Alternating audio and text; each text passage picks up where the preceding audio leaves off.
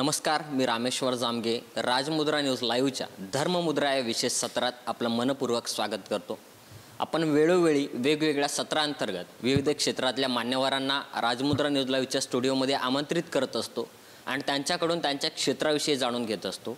आज गुरुपौर्णिमा आहे आणि त्या गुरुपौर्णिमेनिमित्त सर्वप्रथम सर्व दर्शकांना गुरुपौर्णिमेच्या मनपूर्वक शुभेच्छा.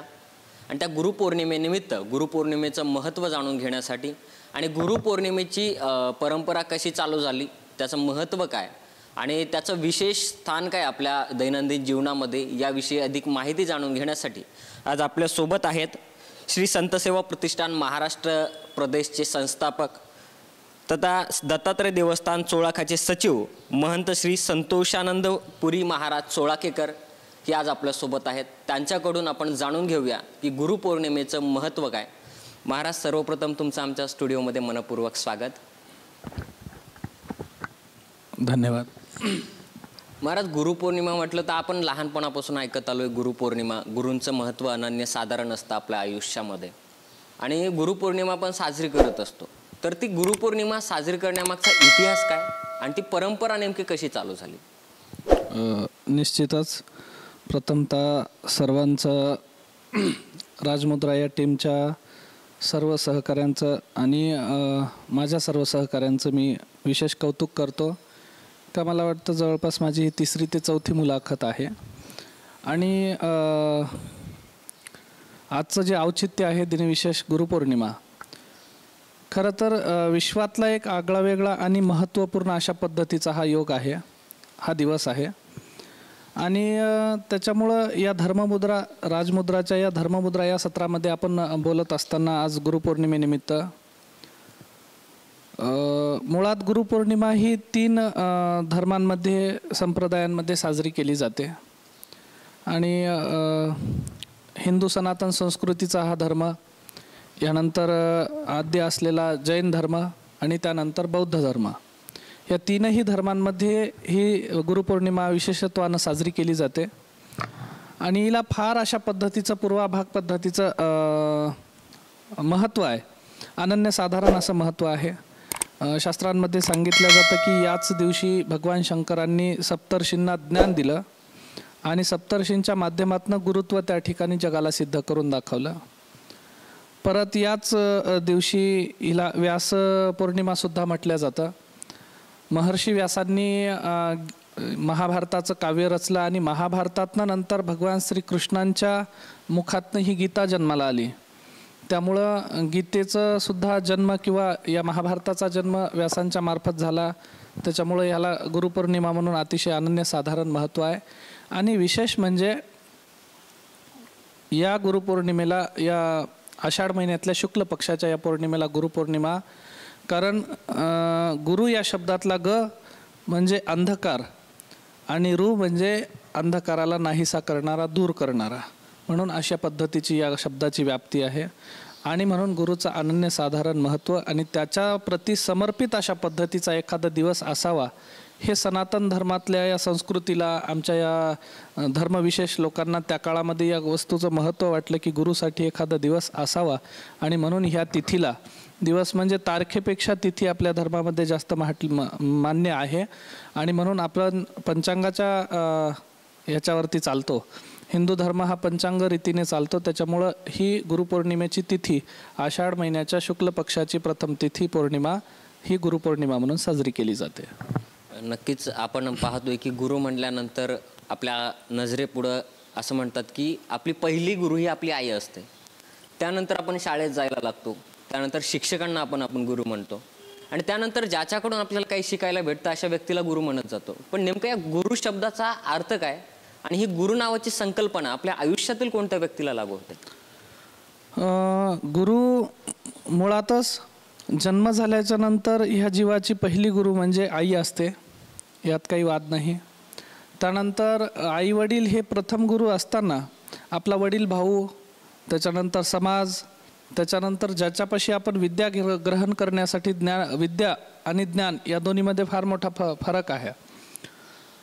विद्या ज्यांच्यापाशी आपण शिकायला जातो ते आपले विद्यागुरू, आणि हे सगळं जगत असताना समाजमनाचं भान, जीवनाचं भान आणि विशेषत्वानं सद्गुणी वृत्तीनं आपण जगायचं कसं, हा भौतिक प्रपंच कशा पद्धतीनं आपण सांभाळायचा, ह्याचं विशेष ज्ञान जे लोक आपल्याला देतात त्यांना गुरु म्हणतात. आणि गुरुची परंपरा ही विद्येच्या क्षेत्रात आणि ज्ञानाच्या क्षेत्रात ह्या दोनही पद्धतींमध्ये अतिशय विशिष्ट आहे. कारण ज्ञान हे गुरूंकडनं आपण घेतो आणि गुरुचं महत्त्व का, गुरु कुणाला कशा पद्धतीनं म्हणावं, तर एखादा शिक्षक आहे, शिक्षकी पेशामधला एखादा शिक्षक, मुळात हल्लीच्या काळात पाहायचं झालं तर आत्ता हा स्वार्थी समाज किंवा या काळामध्ये लोकांना मला एखाद्या वस्तूतनं काय मिळतं तर मी समाजासाठी काय करू शकतो ही समाजाची वृत्ती झालेली असताना एखादा शिक्षक आपल्या विद्यार्थ्याला घडवतो आणि आपल्या विद्यार्थ्याला घडवल्याच्या नंतर तो विद्यार्थी शिक्षकापेक्षाही श्रेष्ठ एखादा इंजिनियर असेल, डॉक्टर असेल, कलेक्टर असेल, IAS IPS अधिकारी असेल, मोठ्यातल्या मोठ्या हुद्द्यावर कशा पद्धतीनं पोहोचला पाहिजे ह्याच्यासाठी जे झटतात त्यांनाही एक प्रकारे विद्येचे गुरुच म्हटलं जातं. ते स्वतःचं अस्तित्व शिक्षकी पेशाचं, पण आपला शिष्य किंवा आपला विद्यार्थी हा त्या ठिकाणी कलेक्टर झालेला आहे, ज्या गुरूंना पाहावं वाटतं, ज्यांचा हा ध्येय उद्दिष्ट असतं, त्या लोकांना सुद्धा त्या ठिकाणी गुरु म्हटलं जातं. मग आपलं अस्तित्व छोटं करून घेऊन आपणा सारिखे करीती तात्काळ, तुकोबारायांची उक्ती आहे का बाबा गुरु हे आपल्या शिष्याला आपल्यासारखं किंवा आपल्यापेक्षा श्रेष्ठ घडवण्याचा प्रयत्न करतात. म्हणून गुरु हे फार महत्त्वाचे आहेत. आणि आध्यात्मिक दृष्टीने सुद्धा या धर्मामध्ये, या समाजामध्ये गुरूंचं फार मोठं विशिष्ट अशा पद्धतीचं महत्त्व आहे. कारण भौतिक प्रपंचामध्ये तुम्ही जेव्हा काम, क्रोध, मत्सराच्या या व्याप्तींमध्ये अडकता, मायेच्या या प्रपंचिक अशा पद्धतीच्या व्यवहारिक या जंजाळामध्ये आपण अडकतो, त्यावेळेला ह्यातनं मुक्त करणारा कोणीतरी पाहिजे. आणि तो कोण आहे त्याचा शोध घ्यायला गेला तर तो गुरु परमात्मा परेशु, ज्ञानेश्वर महाराजांची उक्ती आहे. त्या पद्धतीनं गुरु हाच सर्वश्रेष्ठ आणि गुरु हीच या जीवाला तारक अशा पद्धतीची उक्ती आहे. हे शास्त्रांनी सुद्धा, धर्माने सुद्धा आणि भौतिक जगतात सुद्धा सर्वांना परिचित आहे. नक्कीच महाराज की गुरु आयुष्याला आकार देण्याचं काम करतो. तर आता आपण पाहायला गेलं तर आपण उल्लेख केलात की शिक्षकी पेशामध्ये असणारा जो आपल्या विद्यार्थ्याला समोर जाण्यासाठी प्रोत्साहित करतो तोही गुरु असतो. पण अलीकडच्या काळात हल्ली आपण पाहतोय की शिक्षणाचं कुठंतरी बाजारीकरण होताना दिसतंय. मग या बाजारीकरणामध्ये आपल्या विद्येला आपण असं म्हणू शकतो ते विकण्याचं काम होतं. तर या गुरूंबाबत काय सांगणार आणि शिक्षणाचं बाजारीकरण होतंय, तर या काळामध्ये गुरुचं महत्त्व कसं आहे आणि त्यांनी कशा पद्धतीत या शिक्षण क्षेत्राला हाताळलं पाहिजे? मुळात गुरु ह्या शब्दासाठी ह्या अशा पद्धतीच्या अपवादात्मक गोष्टी ज्या आहेत ह्या फक्त शिक्षण क्षेत्रामध्येच नाहीत तर ह्या सगळ्याच क्षेत्रामध्ये आहेत. कारण तुम्ही एखाद्याला आपला मार्गदर्शक म्हणून एखादं काम सुरू करणार किंबहुना एखादा व्यवसाय सुरू करणार किंवा एखादं क्षेत्र निवडणार आणि मार्गदर्शकाला आपण आपल्या डोळ्यासमोर आदर्श ठेवून आपण ते काम करणार किंवा जीवनाची वाटचाल करणार. आणि हे सगळं करत असताना यत्किंचित स्वरूपामध्ये आपण त्यांच्यापेक्षा थोडेसे काखणभर श्रेष्ठ ठरलो तर ज्यांच्या पोटामध्ये थोडीशी आपल्याबद्दल काय म्हणतात द्वेषाची भावना किंवा मत्सराची भावना तयार होते, त्या प्रत्येक क्षेत्रातल्या लोकांना त्या ठिकाणी आपल्या शिष्यांचं किंवा आपल्या अनुयायांचं जे काही व्यवस्थित वाटत नाही अशा प्रत्येक क्षेत्रातल्या लोकांना त्या ठिकाणी एका शिक्षण क्षेत्रातलंच बाजारीकरण म्हणण्यापेक्षा प्रत्येक क्षेत्रात हे त्या ठिकाणी वाढलेलं आहे. आणि त्याच्यामुळे तुम्ही कुठल्याही क्षेत्रात जा, तुम्ही नोकरीमध्ये प्रमोशन मिळालं तर तुमच्यासोबतचा किंवा तुम्ही ज्याला चांगलं मानता त्या लोकाला थोडासा हेवा वाटेल. तुम्ही एखाद्या व्यवसायामध्ये आपलं क्षेत्र, आपली स्टेज किंवा आपलं जे मर्यादा आहे त्याच्यापेक्षा तुम्ही वर जाण्याचा प्रयत्न केला तर त्या व्यावसायिक क्षेत्रामध्ये सुद्धा तुम्हाला कोणीतरी मागं ओढण्याचा प्रयत्न करेल, जे की तुमच्यासोबत किंवा तुम्हाला मार्गदर्शन करणारे असतील. आणि आहे प्रश्न शिक्षण क्षेत्रातला. शिक्षणाला विशेषत्वानं का पाहिलं जातं? कारण शिक्षण हे मनुष्याला घडवण्याचं सगळ्यात मोठं साधन आहे. विद्या ही मनुष्याला घडवणारी फार मोठी अशा पद्धतीची कला आहे. आणि मग त्या विद्येतनं मनुष्य जसा काही एखादा चिखलाचा गोळा आहे आणि त्याला आपण एखाद्या चाकावरती ठेवून कुंभाराच्या हातानं त्या ठिकाणी त्या चिखलाच्या गोळ्याला मडक्याचा आकार देतो, त्या पद्धतीने मनुष्याच्या जीवनाला एक सुंदर पद्धतीनं चांगलं जीवन जगण्याचा आकार देणारी कला म्हणजे विद्या आहे. आणि या विद्येला शिकवणारे बरेचसे लोक खूप चांगल्या पद्धतीनं, प्रामाणिक पद्धतीनं आपलं शिक्षण देण्याचं कार्य करतात. पण बहुतांशी लोकांनी या कलेला किंवा या विद्येला त्या ठिकाणी आपलं उपजीविकेचं साधन किंबहुना आपल्या कमाईचं साधन अशा पद्धतीनं या दृष्टीनं पाहिल्या कारणानं या विद्येचं थोडंसं बाजारीकरण, शिक्षणाचं बाजारीकरण झालं, विद्येचं नाही. पण खरोखरच विद्या देणारे विद्यागुरू अशा पद्धतीचे आजही समाजात आहेत. म्हणून आज आपण मोठ्या मोठ्या हुद्द्यावरती त्या प्रत्येक क्षेत्रात त्या ठिकाणी लोकांना पोहोचताना पाहतोय. इतक्या मोठ्या या जंजाळात सुद्धा आजही समाजामध्ये कुठंतरी नैतिकता टिकून आहे आणि ती ह्याच मूळ अशा पद्धतीच्या गुरूंमुळं आहे असं मला सांगावं वाटतं. गुरु हा मातीचा गोळा असलेल्या माणसाला योग्य आकार देण्याचं काम करतो, चांगला रस्ता दाखवण्याचं काम करतं. पण आपण असं गृहीत धरू की आयुष्यामध्ये गुरुच नसते तर परिस्थिती कशी असते? एक प्रसंग आठवतो मला का 4 महिला ह्या नळावरती पाणी भरत असताना एकीनं सगळ्यांना सांगितलं की बाई माझा मुलगा प्रोफेसर आहे, दुसरीनं सांगितलं माझा मुलगा इंजिनियर आहे, तिसरीनं सांगितलं माझा मुलगा डॉक्टर आहे आणि एक शेवटची होती साधारण साधी भोळी स्त्री, तिनं सांगितलं माझा मुलगा शेतकरी आहे, मेहनत करतो, काम करतो, कष्ट करतो आणि पैसे कमावतो. तर 4ही जणींनी आपल्या आपल्या मुलांचं त्या ठिकाणी मोठेपण सांगितलं. थोड्या वेळानं त्या नळावरनं पाणी भरून घेऊन जात असताना पहिलीचा मुलगा आला, आपल्या आईला पाहिला आणि थोडंसं घराकडे जात असताना आईकडं पाहून थोडंसं स्मित हसून त्या ठिकाणी पुढं निघून गेला. दुसरीचा मुलगा आला, आईला नमस्कार घातला, निघून गेला. तिसरीचाही मुलगा आला, आईला थोडंसं म्हणजे चांगल्या पद्धतीनं हसत अशा पद्धतीचा झुकून नमस्कार करून निघून गेला. पण चौथीचा जो शेतकरी असलेल्या त्या महिलेचा शेतकरी मुलगा जो होता त्यानं आपल्या आईला दरडावून सांगितलं की इतक्या लांबवर तू हंडा घेऊन येते आणि वाटेत जर कुठं हंडा घेऊन तू पडली तर तुझ्याकडे बघणार कोण आणि आमचं घर कसं त्या ठिकाणी, आम्ही घरात कुणाकडं पाहायचं, हे त्या ठिकाणी त्यांना आपल्या आईला सांगितलं. आणि लगेच मागच्या 3 जणींनाही कळालं की आपण आपल्या मुलांना नैतिक त्या ठिकाणी शिक्षण किती जरी मोठं दिलं असलं, हुद्द्यावर जरी पोहोचवलं असलं तरी खरोखर जर एखादा मुलगा त्या ठिकाणी कुण्या स्त्रीचा चांगला असेल तर ते ह्या शेतकरी मुलगा त्या ठिकाणी स्त्रीचा चांगला आहे. हे त्या ठिकाणी तिघींना जाणवलं की बाबा फक्त हुद्द्यावरती जाणं आणि एखाद्या त्या ठिकाणी मोठ्या पदावरती जाऊन आपण कमाई करणं आणि या समाजामध्ये शिकलेले, सवरलेले किंवा पुढारलेले लोक म्हणून घेणं हे फार सोपं आहे. पण नैतिक मूल्य आपल्या लेकरांमध्ये जोपासायला लावणं किंवा त्यांना संस्कार देणं आणि त्यांनीसुद्धा आपल्या वाडवडिलांची म्हणा किंवा आपल्या पूर्वजांची त्या ठिकाणी ही चांगल्या पद्धतीनं जोपासना करणं हे जे प्रकार आहे हे नैतिक मूल्य देण्यासाठी कुणीतरी लागतं आणि त्या लागणाऱ्या अस्तित्वाला त्या ठिकाणी गुरु म्हटलं जातं. आता या तिघींच्या मुलांना त्या ठिकाणी नैतिक गोष्टी मिळाल्या नाही, शिक्षण मिळालं, हुद्द्यावरती पोहोचले, पैसा मिळाला, आईवडिलांनी आपलं काम पार पाडलं, पण मूल्य संस्कार मिळाले नसल्यामुळं त्या तिघींच्याही मुलांपेक्षा श्रेष्ठ ठरला त्या शेतकरी स्त्रीचा मुलगा. मग ते कुठंतरी त्या ठिकाणी मार्गदर्शन गुरुचं असावं लागतं आणि अशा पद्धतीने ते गुरुचं अस्तित्व जीवनामध्ये मनुष्याच्या काम करतं. आणि मला वाटतं गुरु नसतील म्हणण्यापेक्षा गुरु जर नसते तर मुळात हा समाजच त्या ठिकाणी उभारला नसता. त्याच्यामुळं गुरुचं अस्तित्व फार श्रेष्ठ आहे आणि त्यानिमित्तानं आपण गुरुला त्या ठिकाणी शरण जाणं फार महत्त्वाचं आहे. आपली परंपरा पाहायला गेलं, संत परंपरा असो किंवा धर्म परंपरा, यामध्ये गुरु परंपरेला सर्वश्रेष्ठ स्थान आहे. गुरु परंपरा ही चांगल्या उच्च दर्जाची आहे त्या ठिकाणी. तर गुरुपौर्णिमा पूर्वी त्या परंपरेमध्ये कशी साजरी केली जायची आणि आज त्या गुरु परंपरेचं स्ट्रक्चर कसं आहे, ती आज कशी साजरी केली जाते? पूर्वी गुरूंचं महात्म्य थोर होतं. आत्ताही गुरु या अस्तित्वाचं आणि शब्दाचं महात्म्य थोरच आहे. व्यावहारिक दृष्टीने लोकांनी त्या ठिकाणी त्या शब्दाला थोडासा संकोचितपणा आणला. पूर्वी गुरुच्या प्रती समर्पण, गुरु जे सांगतील, आता गुरु म्हणावं कुणाला हा फार महत्त्वाचा प्रश्न आहे. आता आम्ही अध्यात्मात वावरत असताना भगवान दत्तात्रय महाराजांनी 24 गुरूंचं, भागवतातही याचं वर्णन आहे, 24 गुरु केले. 24 गुरु पंचतत्वाचे 5, पृथ्वी, आकाश, वायू, आप, तेज, या 5ही जणांना गुरु केलं. त्यांच्याकडनं वेगवेगळे गुण घेतले. त्याच्यानंतर चंद्र जगताला शांती आणि शीतळता देतो, त्याचाही गुण घेतला. त्यानंतर सूर्य जगताला प्रकाश देतो, तो कुणात भेद करत नाही, त्याच्यामुळं सूर्याचाही. असे करत करत एक प्रकारे भगवान दत्तात्रय महाराजांनी वेश्याचाही त्या ठिकाणी गुरु म्हणून स्वीकार केला. तर वेश्या ही आपल्या जीवनाचं ऐन तारुण्य ज्या वेळेला असतं तोपर्यंत ती समाजाला त्या ठिकाणी आकर्षित करण्याचा प्रयत्न करते.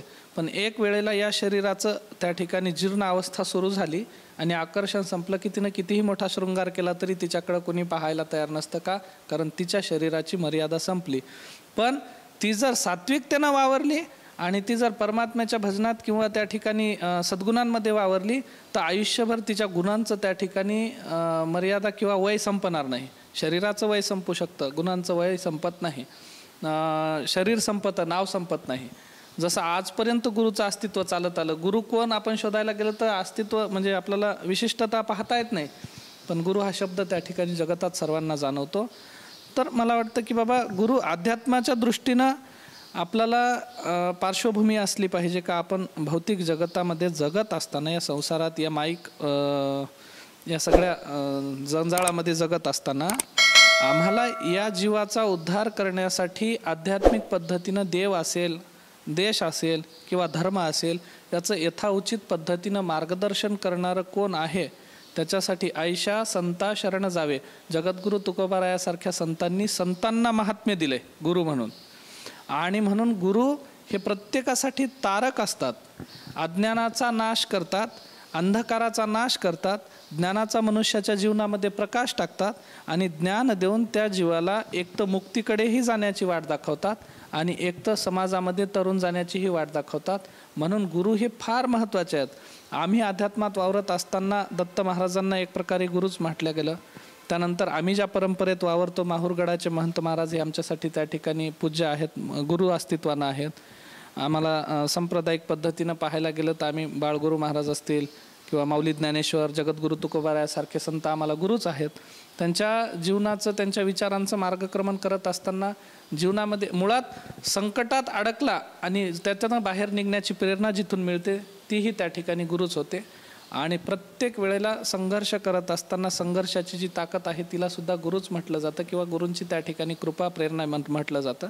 म्हणून गुरु ही व्याप्ती आता प्रश्न विशिष्ट आहे का बाबा ह्याची कशा पद्धतीनं आपण काय पूर्वी काय करत होते आणि आत्ता काय करतात ह्यावर येत असताना पूर्वी गुरुकुल परंपरा होती.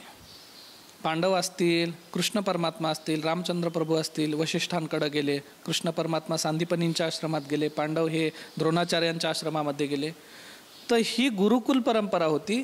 त्यामुळं विद्यार्थ्यानं एका स्पेसिफिक आपलं वय झाल्याच्या नंतर गुरुच्या आश्रमात जायचं, त्या गुरुची सेवा करायची, आश्रमाची सेवा करायची, विद्येचं अर्जन करायचं आणि आपली विद्या, आपलं शिक्षण पूर्ण झाल्याच्या नंतर जीवनामध्ये त्याचं मार्गक्रमण करायचं, ही पद्धत होती. आणि मग जीवन जगत असताना ज्या गुरुनं आपल्याला ही विद्या दिली त्याच्याप्रती समर्पित होऊन त्या ठिकाणी त्याचं पूजन करणे असेल, त्याची भक्ती करणे असेल, त्याला शरण जाणे असेल, त्यांना नमस्कार घालणे असेल, त्याचं गुरुचं पूजन, पाद्यपूजन करणे असेल, ही परंपरा पूर्वीच्या काळातली होती. आत्ताच्या काळामध्ये लोकांना फारसा वेळ नाही. जाताना मंदिरापुढून समोरासमोर छातीला हात लावून पाया पडून निघून जातात लोक. देवापुढेही नमस्कार घालायला लोकांना वेळ नाही. इतकं फास्ट त्या ठिकाणी लोकांचं जीवन झालंय. मग एवढ्या घामघुमीचं आणि इतक्या धावपळीचं जीवन जगत असताना आत्ताच्या काळात गुरुला कसं शरण जायचं तर प्रश्न पडतो. पण संतांनी सांगितलं की गुरुशिवाय, गुरु हा संत कुळीचा राजा, गुरु प्राण विसावा माझा, गुरुविना मार्ग नाही तुझा, देव पाहता त्रिभुवनी. तुम्ही जर सगळ्या देवांना सोडून एखाद्या गुरुला शरण जात असाल तर तुम्हाला त्रिभुवनातल्या सगळ्या देवांचं त्या ठिकाणी पूजा केल्याचं फळ त्या ठिकाणी एका गुरुच्या दर्शनामध्ये प्राप्त होतं. आणि मग गुरु अशा पद्धतीनं आपण निवडले पाहिजे. सेवालाल महाराज म्हणतात, पहिले छानजो फिर जानजो, पचे तो मानजो नाही तर छोडजो.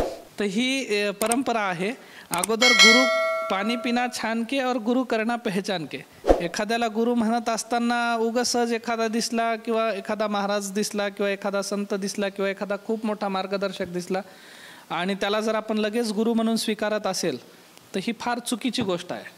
गुरु म्हणण्यासाठी अगोदर समोरच्या मनुष्याचं अस्तित्व तितकं सखोल आहे का, किंबहुना तर्कदृष्टीनं आपल्या दृष्टीपटलावरती ते सिद्ध होतं का हा याला आपण गुरु मानू शकतो, या गोष्टीचं चिंतन करणं अगोदर साधकाचं किंवा अनुयायाचं काम आहे. आणि मग अनुयायानं आपल्याला एखादा पुढे नजरेपुढे जर गुरु एखाद्याला आपण मानलं तर त्याची सर्व भावानं त्या ठिकाणी पूजा आणि नमस्कार घालणं हा शिष्याचं काम आहे, जे की आत्ताच्या काळातली पिढी कमी पडते. पण जोपर्यंत आपण गुरुच्या प्रति शरण जात नाही, जोपर्यंत गुरूंचे शब्द आपल्या जीवनात आपण उतरवत नाही, तोपर्यंत जीवनाचं कल्याण होणं अशक्य आहे. आपण पाहतोय की आपले सण उत्सव असतील ते वेगवेगळ्या जातीपुरते, वेगवेगळ्या धर्मापुरते मर्यादित आहेत. पण गुरुपौर्णिमेचं तसं नाही. गुरुपौर्णिमेचं जे काही व्याप्ती आहे ती सगळेच आहे, सगळ्या जातीची सगळ्या धर्माची लोक ही गुरुपौर्णिमा सण साजरा करतात, आपल्या गुरुविषयी आपल्या मनात असलेला भाव व्यक्त करतात. तर या सगळ्या सणांपेक्षा गुरुपौर्णिमा वेगळी काय आहे आणि त्याची व्याप्ती एवढी मोठी कशासाठी? एखाद्या वाटेवरती आपण चालत आहोत, पण चालत असताना आपल्याला विशिष्ट मुक्कामाच्या ठिकाणी जर पोहोचायचं असेल तर सगळीकडं आपण वाट शोधून एखादी फिरतच बसलं तर चालत नाही. त्याच्यासाठी एक विशिष्ट त्या दिशेवरती मुक्कामाला पोहोचायचं असेल तर मुक्काम किती दूर आहे आणि कशा दिशेनं जायचं ह्याच्यासाठी एक दिशादर्शक अशा पद्धतीचा फलक लावला जातो. तो दिशादर्शक फलक या मनुष्याला तिथपर्यंत नेत नाही, पण तिथपर्यंत जाण्याचा रस्ता दाखवतो. तो त्याच्या सोबत जात नाही, पण तिथं पोहोचण्यासाठी त्याला सगळ्यात महत्त्वाचं सहकार्य करतो. मग आत्ताच्या काळामध्ये आमच्या जीवनामध्ये आता ही गुरुपौर्णिमा जी आहे, विशेष पद्धतीनं मी अगोदर सांगितल्याप्रमाणे हिंदू धर्म जी सत्य सनातन संस्कृती जी आमची आहे ती, त्यानंतर बौद्ध धर्म आणि त्यानंतर जैन धर्म, या 3 धर्मांमध्ये विशेष पद्धतीनं साजरी केली जाते. कारण जैनांचे तीर्थंकर, बौद्धांचे तथागत भगवान बुद्ध आणि हिंदू धर्म पद्धतीमध्ये जे आम्ही आराध्य इष्ट अशा पद्धतीचे साधू असतील, ऋषी असतील, संत असतील जे आमचे आहेत, प्रत्येकानं स्वतःसाठी एक गुरु निवडायचा असतो आणि त्या गुरुच्या प्रती त्या ठिकाणी शरण त्याचं पूजन अशा पद्धतीचं करायचं असतं. आणि भारतात बाकी इतर धर्मियांमध्ये ही गुरुपौर्णिमा साजरी केली जात नाही, कारण बाकीचे हे जे धर्म आहेत, गुरुपौर्णिमा ही अनादी काळापासून चालत आलेली परंपरा आहे. आणि हे बाकीचे ईसाई धर्म असेल, त्यानंतर पारशी धर्म असेल, त्यानंतर मुस्लिम धर्म असेल, हे गुरुपौर्णिमा ज्या वेळेला बौद्ध धर्म, जैन धर्म आणि हिंदू धर्म हे ज्या वेळेला तयार होते, म्हणजे अस्तित्वात होते, त्याच्यानंतर निर्माण झालेले हे धर्म आहेत. काळानुरूप परिस्थिती पाहून म्हणा, समाज मनाच्या उद्धारासाठी म्हणा, पण हे धर्म नंतरच्या काळात तयार झाले, निर्माण झाले, स्थापन झाले. पण गुरुपौर्णिमा ही अनादी काळापासून चालत असल्या कारणानं सर्वात जुने जे या देशातले, या जगातले धर्म आहेत ते बौद्ध धर्म, जैन धर्म आणि त्यानंतर हिंदू धर्म, सर्वात अनादी सिद्ध असलेले 10,000 वर्षापूर्वीपासची पार्श्वभूमी या गुरुपौर्णिमेला आहे. म्हणून त्या ठिकाणी गुरुपौर्णिमा ही विशेष पद्धतीनं भारत, नेपाळ आणि भूतानसारख्या देशांमध्ये आणि जैन, बौद्ध आणि हिंदू धर्मियांमध्ये साजरी केली जाते.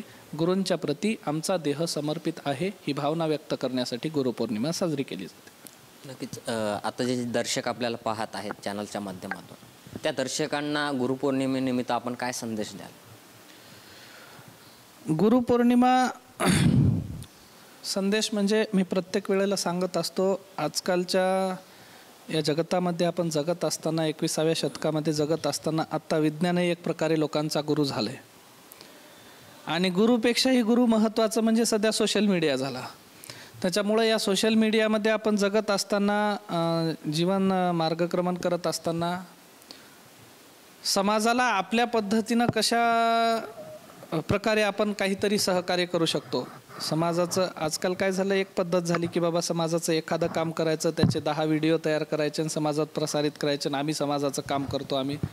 हा देखावा करण्यापेक्षा एखादा व्हिडिओ शूट करा तुम्ही, एखादी फोटोग्राफी करा, एखाद्याचं सहकार्य करताना ठीक आहे, कारण त्याच्याकडं बघून एखादे लोक दुसरे 4 तयार होतील. पण याचा अतिरेक न होता किंवा याचा फक्त गवगवा करणे, देखावा करणे इथपर्यंत हे मर्यादित न राहता, खरोखरच प्रत्येकानं आपल्या नजरेपुढे हा समाजही आमचा एक सगळ्यात मोठा गुरु आहे आणि या समाजाचं आम्ही नैतिक पद्धतीनं काहीतरी देणं लागतो. ह्यासाठी हा समाज रोजगाराकडे वळला पाहिजे, हा समाज निर्व्यसनी अशा पद्धतीच्या चारित्र्याकडे वळला पाहिजे, हा समाज गुन्हेगारीतनं वर आला पाहिजे, हा समाज कुठंतरी चांगल्या पद्धतीनं मार्गक्रमण केला पाहिजे. आणि हे सगळं करत असताना संतांच्या विचाराने जगणारा समाज अशा पद्धतीचा पुनर्स्थापित झाला पाहिजे. कारण संतांनी ज्या ज्या वेळेला या जगतावरती संकट आले, धर्मावरती संकट आले, ज्या ज्या वेळेला या राष्ट्रावरती संकट आले, त्या वेळेला संतांची महत्त्वाची आणि मोलाची अशा पद्धतीची कामगिरी या राष्ट्रामध्ये आहे. म्हणून या आत्ताच्या समाजाने संतांच्या दिशेकडं, पूर्वी गांधीजी म्हणत होते खेड्याकडं चला, तसं मला या गुरुपौर्णिमेच्या निमित्तानं सांगावं असं वाटेल की संतांकडं चला. संतांकडं गेल्याच्या नंतर जीवाला शांती आणि समाजाला त्या ठिकाणी समाजाची आत्मशांती अशा पद्धतीची त्या ठिकाणी मिळेल. म्हणून आम्हाला संतांच्या मार्गानं चालत या आमच्या अंतःकरणातले काही शत्रू असतील, शारीरिक अशा पद्धतीचे शत्रू असतील आणि या समाजाचे शत्रू असतील, या सर्वांचा आम्हाला त्या ठिकाणी नायनाट करायचा असेल तर समाज आणि संत या गुरूंच्या प्रति शरण असणं हे मला त्या ठिकाणी योग्य वाटतं आणि मी एवढंच आवाहन करू इच्छितो. नक्कीच गुरु म्हणजे काय, त्यानंतर गुरुचं जे काही गुरु परंपरा आहे ती कुठपासून चालत आली, सध्याची परिस्थिती काय आणि पूर्वीच्या काळामध्ये गुरुपौर्णिमा कशी साजरी व्हायची याविषयी सखोल माहिती आपण महाराजांकडून जाणून घेतली. धर्ममुद्रा या सत्रामध्ये आपण महाराजांची मुलाखत घेतली आणि या सगळ्या गोष्टींवरती आपण त्यांच्याकडून मार्गदर्शन घेतलं आणि अशाच पद्धतीचं आपण वेगवेगळ्या सत्रांतर्गत वेगवेगळ्या मान्यवरांना बोलवत असतो, त्यांच्याकडून माहिती घेणार असतो. आणि आज या धर्ममुद्रा सत्रामध्ये आपल्यासोबत होते संतोषानंद पुरी महाराज चोळाखेकर, त्यांच्याकडून आपण ही माहिती जाणून घेतली. महाराज, तुम्ही आम्हाला वेळ दिलात आणि आम्हाला असं मोलाचं मार्गदर्शन केलात, त्याबद्दल तुमचं मनपूर्वक आभार. आणि असेच नवनवीन व्हिडिओ पाहण्यासाठी, नवनवीन क्षेत्रातल्या मान्यवरांच्या मुलाखती पाहण्यासाठी राजमुद्रा न्यूज लाईव्हला सबस्क्राईब करा आणि अधिक माहिती आणि अधिक अपडेट राहण्यासाठी प्ले स्टोअरवरून राजमुद्रा न्यूज लाईव्ह हे ॲप्लिकेशन डाउनलोड करा आणि पाहत रहा राजमुद्रा न्यूज लाईव्ह. धन्यवाद.